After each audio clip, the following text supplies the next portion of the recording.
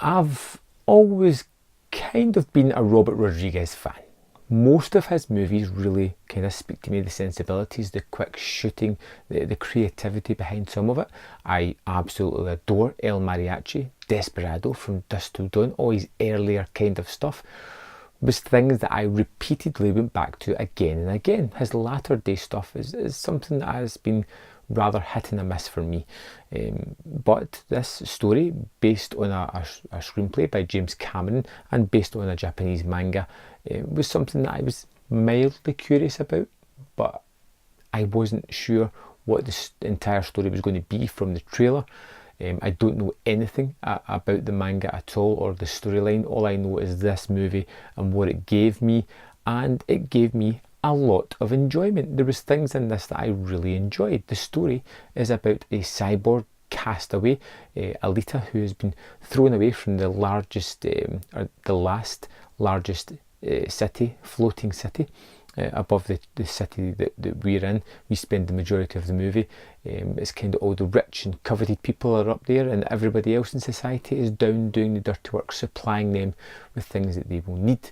Like I said, Alita has been thrown away. Dr. Ito finds her, played by Christoph Waltz, who is always a great addition to any movie, and he rebuilds her. It turns out her brain, the thing that still carries this cyborg body forward, is still intact, still working, still firing away, and he puts her in a body and so he gives her a second chance at life. She can't remember any of her past, but she just knows that she's in this new world and she's trying to acclimatise herself to it.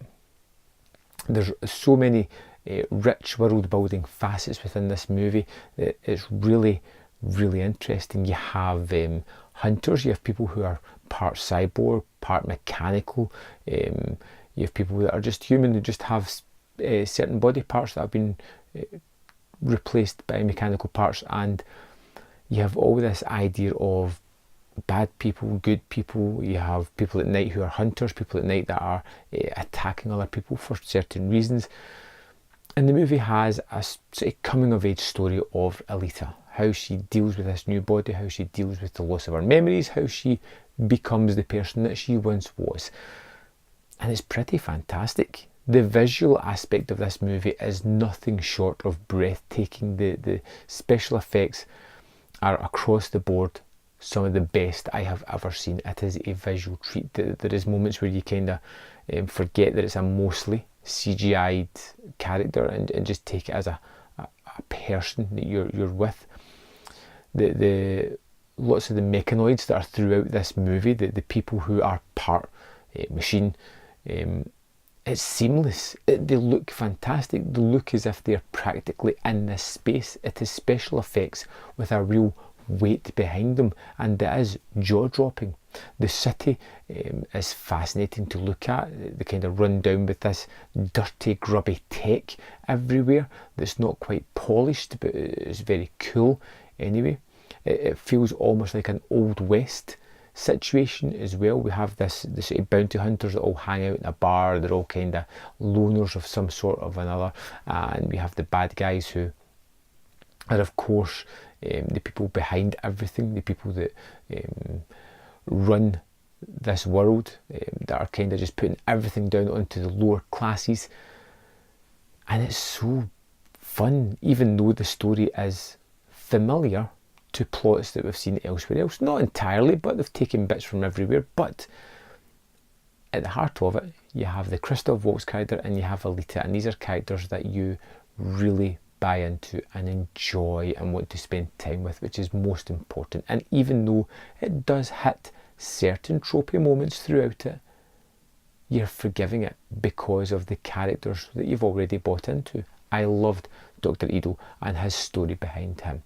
I loved Alita and how she started to realise the person she was and how she wanted to do, which was always primarily the right thing, and how she gets to that situation. The action set pieces are fantastically well shot and energetic, kinetic, fun to check out. Again, I'll say it once more, visually stunning. And this was a movie that really surprised me. Going into it, the trailers sold it to me in a wrong fashion. It wasn't what I thought it was going to be. It was way better. but it's not a perfect movie.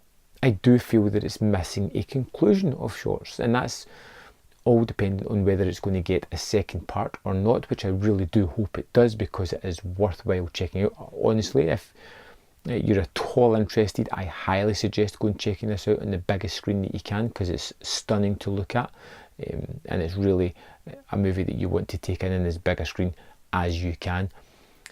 I just feel as if it was missing a conclusion of sorts, and that's probably because it's left more pieces hanging for further adventures, which is something that I both am keen to see, but if we never get a second part, it's going to leave me wanting every time I go back and watch this.